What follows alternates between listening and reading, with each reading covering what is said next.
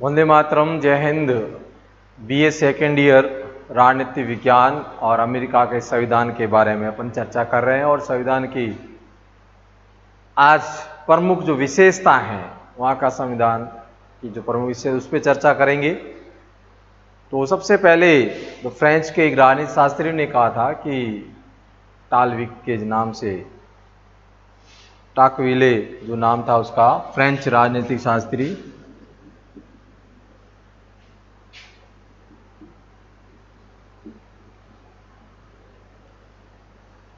उन्होंने कहा संयुक्त राज्य अमेरिका का संविधान एक प्रजातंत्रीय शासन की व्यवस्था करता है और जिसमें सरल शिक्षित शासन व्यवस्था की संविधान है, उसी का आधार शासन व्यवस्था और इससे चलता है। ग्लैडस्टोन भी कहते हैं, ग्लैडस्टोन वो क्या कहते हैं,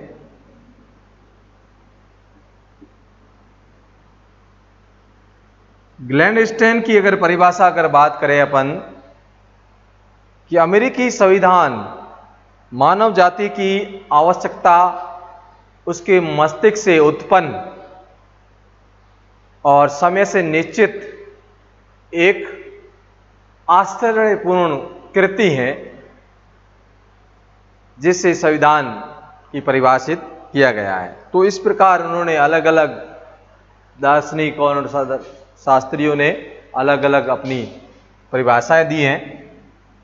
और विशेषता के सबसे पहले अगर बात करेंगे अपन कि निर्मित और लिखित संविधान, पहली अगर विशेषता बात करेंगे अपन पॉइंट टू पॉइंट, अमेरिका का जो संविधान ब्रिटिश संविधान की तरह रूढ़िवादी विचारधाराओं से उत्पन्न या अलिखित संविधान नहीं है, बल्कि एक 1787 में फिलाडेल्फिया जो जगह थी उसमें सम्मेलन हुआ, उस सम्मेलन में एक निर्मित संविधान जो 1787 में प्रारूप तैयार किया और शक्ति विभाजन का जो सिद्धांत दिया जिसे निर्माता कहते हैं मॉन्टेस्क्यू, और लॉक जो व्यक्तिवादी विचारक था, उस विचारकों के आधार पर जो संविधान बनाया गया, एक निर्मित संविधान और लिखित संविधान बनाया गया। सबसे पहली जो विशेषता क्या है अपनी, अमेरिका का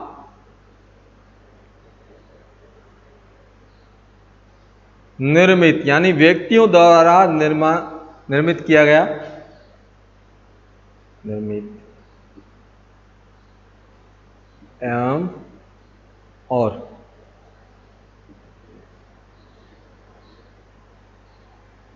लिखित संविधान, और विश्व का इसे प्रथम लिखित संविधान के नाम से भी जाना जाता है और साथ में इसका कठोर का भी अलग परिभाषा है। तो ये ब्रिटिश का जो संविधान जिस प्रकार रूढ़िवादी विचारधाराओं से बना हुआ है, इस प्रकार अमेरिका का जो संविधान है वो लिखित और निर्मित संविधान है और 1792 में इसको लागू किया गया और विश्व का प्रथम संविधान कहते हैं। और मूल ढांचे में जिस प्रकार उन्होंने रचना की और जो सम्मेलन था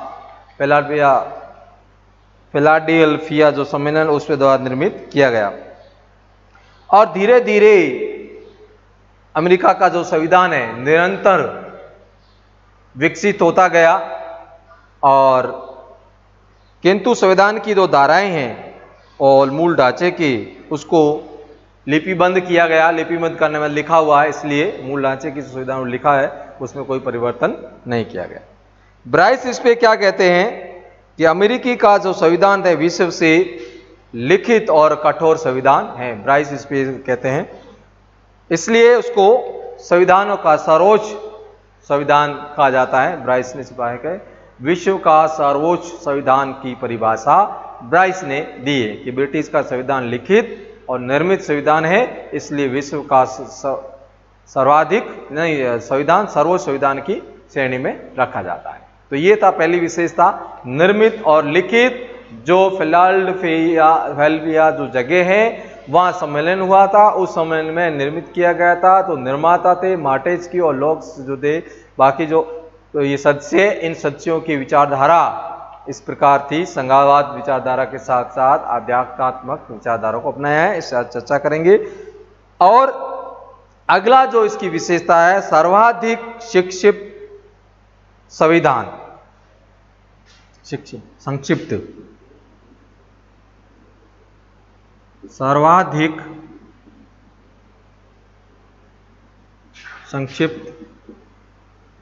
संक्षिप्त संविधान। ऐसा इसलिए कहा गया है कि वहां का जो संविधान है 12 पृष्ठों में दिया हुआ है, यानी आधे घंटे पढ़ सकता है। शब्द कितने? 4000 शब्द। पृष्ठ कितने? 12। समय कितना लगेगा? आधा घंटा। तो ये शिक्षित संविधान है, जितना लंबा चौड़ा लिखा नहीं, जो ढांचा दिया हुआ है, न्यायिक व्यवस्था है और कार्यपालिका अलग होगी और व्यवस्थापिका अलग होगी, सब अपना स्वतंत्र कार्य करेंगे। एक छोटा सा संविधान, लेकिन लिखित और निर्मित संविधान है। तो ये विश्व का सर्वाधिक संक्षिप्त संविधान की श्रेणी में आता है। और जिस प्रकार इनके अनुच्छेद हैं वो कितने हैं? 7।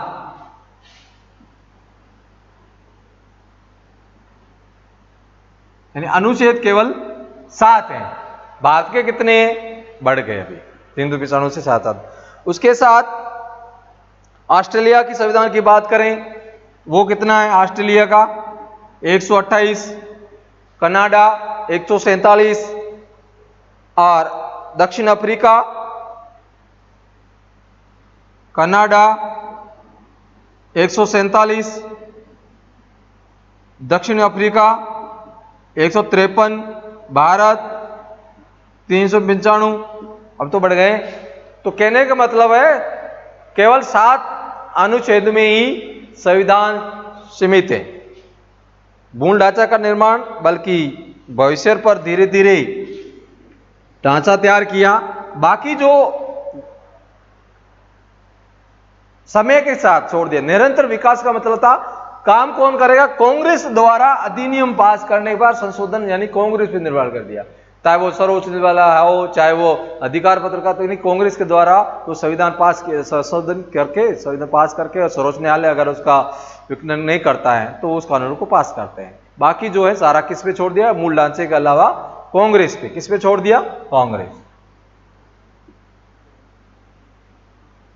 बाकी जो है कांग्रेस पे छोड़ दिया, उसके आधार पर उसका निर्माण कराया गया।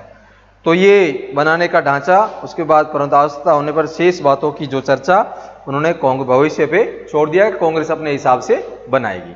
अगली जो विशेषता है वो है लोकप्रिय संप्रभु सत्ता पर आधारित संविधान। लोकप्रिय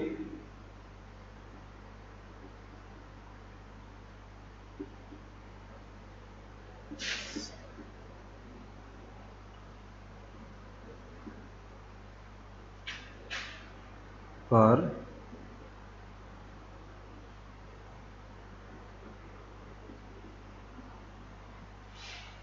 तीसरा जो है लोकप्रिय संप्रभु सत्ता पर आधारित संविधान।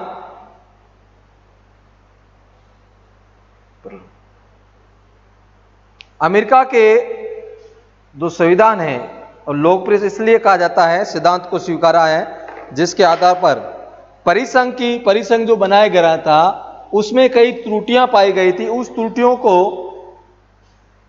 समाधान करने के बाद ही संघ का निर्माण किया गया था, जिससे धीरे धीरे उसमें और सुधार आने लग गया। तो ये कहने का मतलब है, तो संविधान का जो ढांचा है, मूल ढांचा,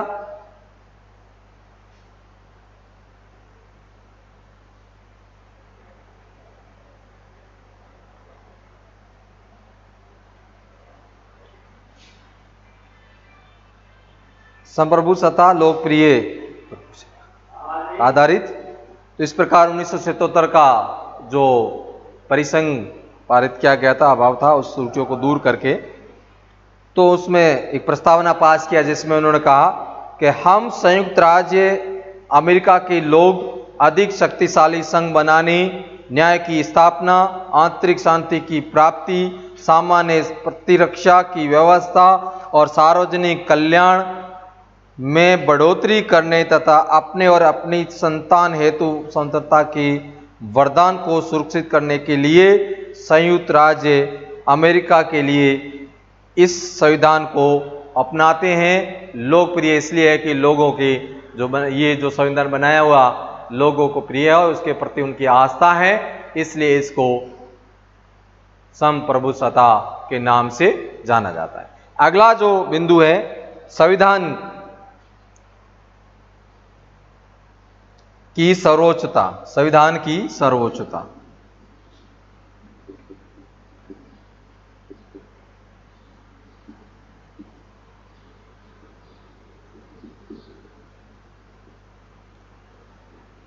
जब पहले अपनी बात कर ली थी कि विश्व का प्रथम लिखित संविधान और संविधान की सर्वोच्चता जिसमें दिया हुआ कि अमेरिका का जो श्रेष्ठ संविधान माना जाता है कि संविधान लिखा हुआ है और श्रेष्ठ संविधान की श्रेणी में इसको रखा गया है। और जो सम्मेलन बना हुआ था 1787 में फिलाडेल्फिया जो जगह था उस जगह में, तो निर्मित और प्रारूप था और प्रलेख जो तैयार किया गया और उसमें सर्वोच्च कानून, राष्ट्रपति, कांग्रेस, सर्वोच्च न्यायालय, ये सभी उस पर निर्भर करती हैं। संघ की इकाइयाँ इसके अधीन है, सारे संविधान के अधीन है, इसलिए इसको संविधान कहते हैं। वियर जो है ईयर, ये क्या कहते हैं कि व्यवहार में भी अमेरिकी अपने संविधान के प्रति जितना सम्मान रखते हैं उतना ही अन्य किसी भी देश के नागरिक अपने संविधान के प्रति नहीं रखते। तो इस प्रकार कहा है कि हमारा जो संविधान है ब्रिटिश सर्वोच्च का, वो सर्वोच्च संविधान के श्रेणी में आता है। अगला अगर बात करेंगे अपन टॉपिक, वो है कि कठोर संविधान। अमेरिका का जो संविधान है वो क्या है? कठोर संविधान है।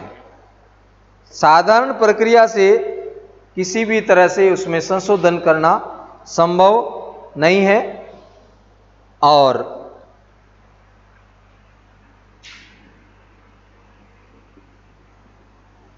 कठोर संविधान। जिस प्रकार भारत देश में लिखित और लचीला और कठोर दोनों है, लेकिन अमेरिका का संविधान जो है सबसे विश्व का कठोर संविधानों में गिना जाता है। उसमें साधारण प्रक्रिया से किसी प्रकार का संशोधन नहीं होगा, क्योंकि कांग्रेस द्वारा जिस प्रक्रिया को अपनाया जाता है उसी प्रक्रिया से संविधान में संशोधन कार्य सही नहीं किया जा सकता। और उसमें सर्वोच्च न्यायालय, अगर मान लो कांग्रेस ने कार्यपालिका या कानून बनाया है, उस कानून संसद कांग्रेस ने, तो उसको संसद सर्वोच्च न्यायालय में उसमें अगर अवैध घोषित कर सकता है तो कानून या संशोधन प्रक्रिया में नहीं आता है। कहने का मतलब उसमें संशोधन इतना कठोर है, इसलिए आज विश्व का 27 संशोधन ही हो पाए हैं। तो कुछ संशोधन आपने बात की थी किस प्रकार अधिकारों को नागरिकों को समझे थे 15 तक, उसके बाद 26, 27, 19 जो भी थे अलग अलग संशोधन किए गए हैं। तो इस प्रकार उसमें किसी प्रकार का साधारण तरीके के संशोधन संभव नहीं है।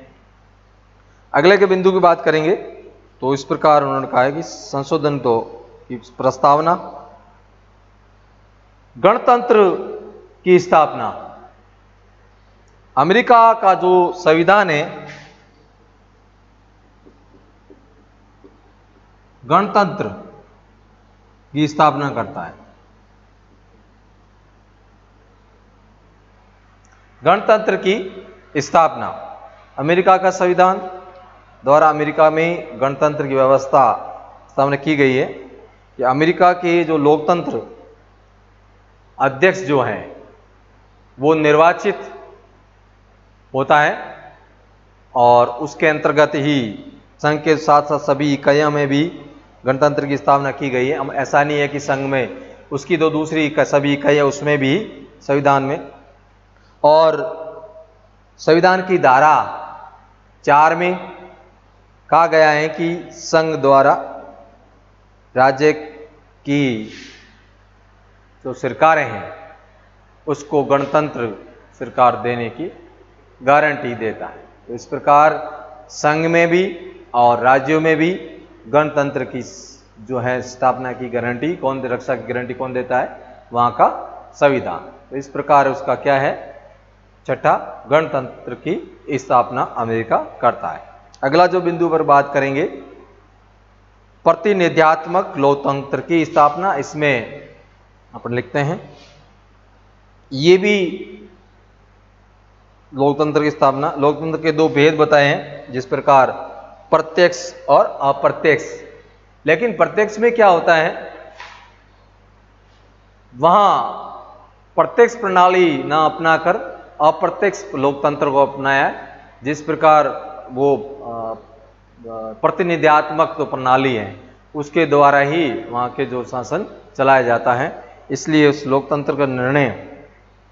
तो इसलिए 50, लेकिन व्यवहार में राष्ट्रीय जो है प्रत्यक्ष रूप से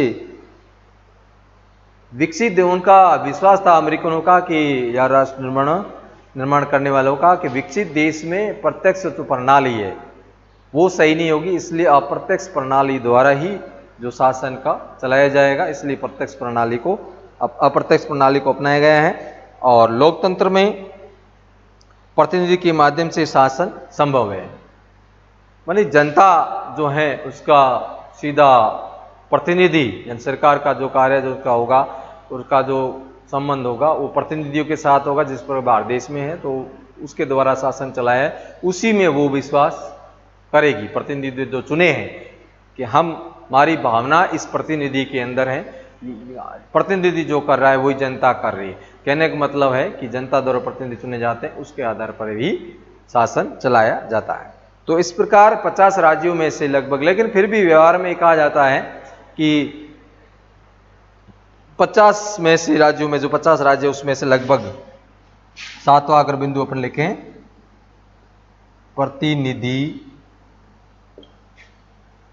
प्रतिनिधियात्मक लोकतंत्र या अप्रत्यक्ष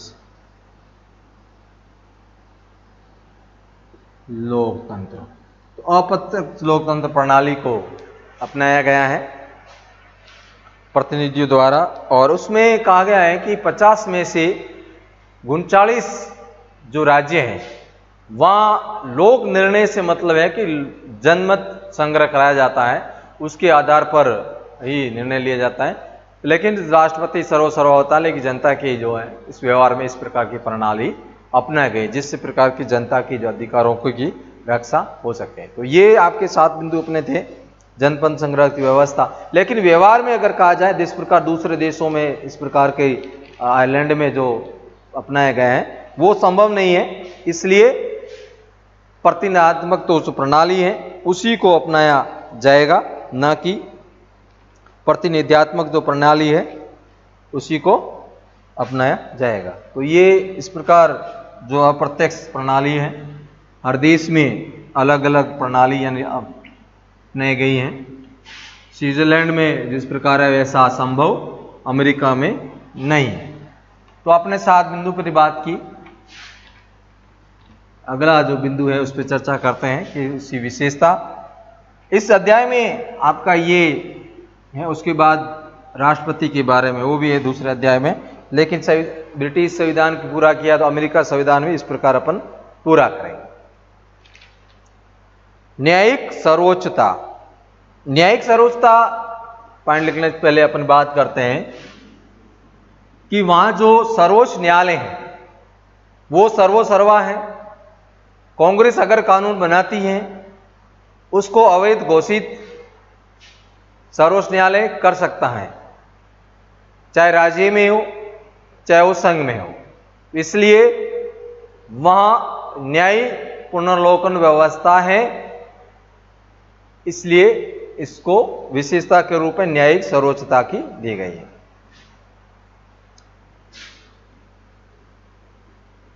न्यायी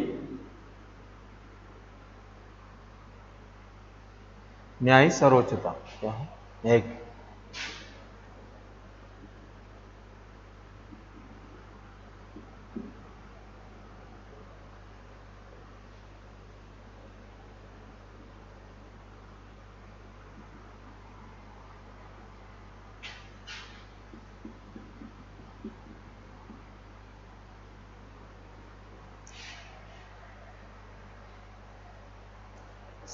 सभी जो संघात्मक राज्य हैं के अंतर्गत एक सर्वोच्च न्यायालय होता है और अमेरिका के संविधान ने भी एक सर्वोच्च न्यायालय दिया है, व्यवस्था की है, जिसके कार्य है कि संविधान की रक्षा और उसका व्याख्या करना, व्याख्या और उसकी रक्षा करना किसका अधिकार है?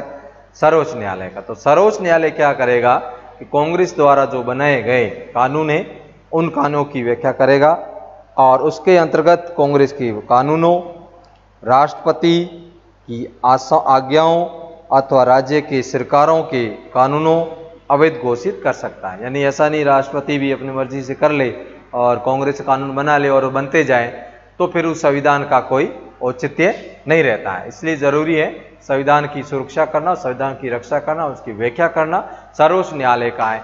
इसलिए इस प्रणाली को क्या कहते हैं? न्यायिक पुनर्लोकन प्रणाली के नाम से भी जाना जाता है। यानी उसका अधिकार है, पुनर्लोकन का अधिकार है किसमें? अमेरिका में, जो भारत देश की ने अमेरिका से इस प्रणाली को अपनाया है कि जो प्रणाली पूर्ण उसको संशोधन कर सकती है, अवैध घोषित कर सकती है। इसलिए कांग्रेस के कानून इस प्रकार बना दे जो जनता के हित में ना हो। तो न्यायिक सर्वोच्चता उसमें है, न्यायपालिका है। लेकिन इसके साथ साथ 18 इसका उदाहरण है 1803 में मुख्य जो न्यायाधीश मार्शल ने एक मारवाड़ी बनाम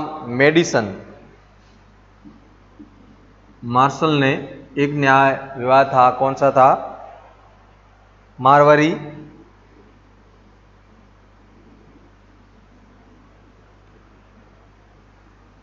बनाम मेडिसन।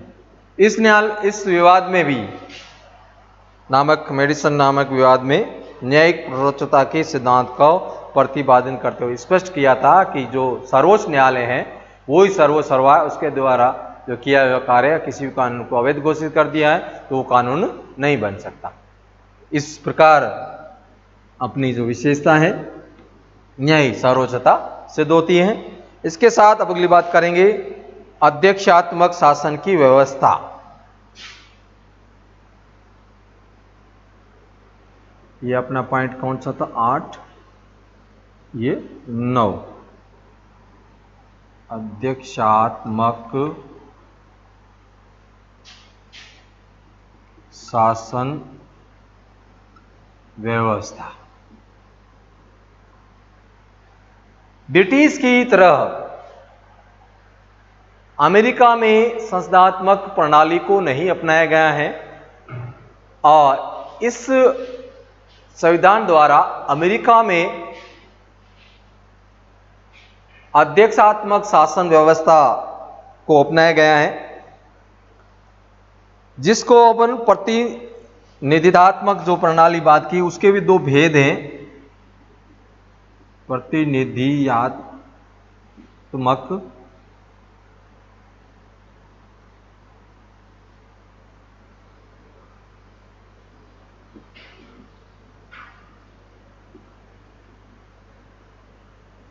इसके भी उन्होंने दो भेद बताए हैं कि एक है संसदात्मक या मंत्रिमंडलात्मक,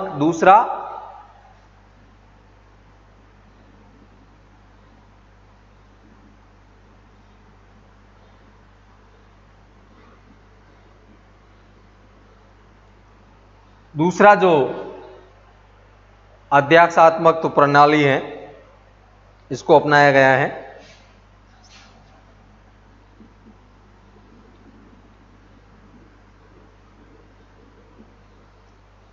मंत्रिमंडलात्मक या संसदात्मक, दूसरा है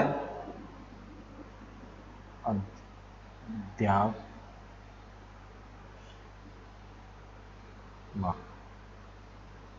व्यवस्था। यह शासन। तो अमेरिका में संसदीय प्रणाली को नहीं अपनाया गया। संविधान के जो निर्माता थे लॉक और मॉन्टेस्क्यू, लोग जो व्यक्तिवादी विचारधारा का समर्थक था, और मॉन्टेस्क्यू अपन शक्ति, जब इसके मॉन्टेस्क्यू बारे में पढ़ेंगे तो उसके शक्ति विभाजन के सिद्धांत को अपनाया गया। वो ये मानते थे कि अमेरिका जैसे विकसित देशों में, क्योंकि अमेरिका जॉर्ज तृतीय के शोषण से परिचित थे और उस व्यवस्था को वो जानते थे कि अमेरिका जो ब्रिटिश की प्रणाली को अगर अपनाता है तो आने वाले समय में उस देश में विकास होना संभव नहीं है। और इसलिए लॉक और मॉन्टेस्क्यू मानते थे, सोचते थे कि अपने इस अमेरिका, संयुक्त राज्य अमेरिका में जो प्रणाली है, जिस प्रकार सबसे पहले अपन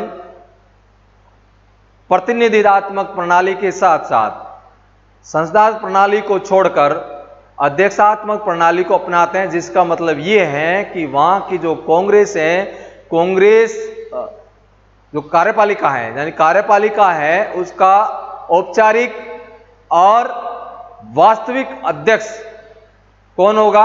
राष्ट्रपति।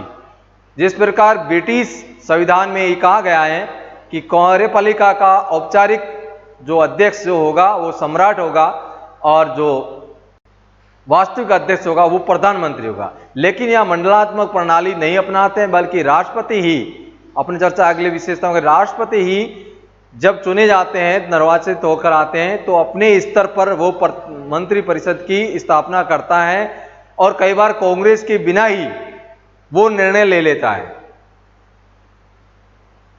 और व्यवस्थापिका जो है उसको अलग रखता है। व्यवस्थापिका मंत्री परिषद को भंग नहीं कर सकते। कार्यपालिका का काम अलग है, व्यवस्थापिका का काम अलग है।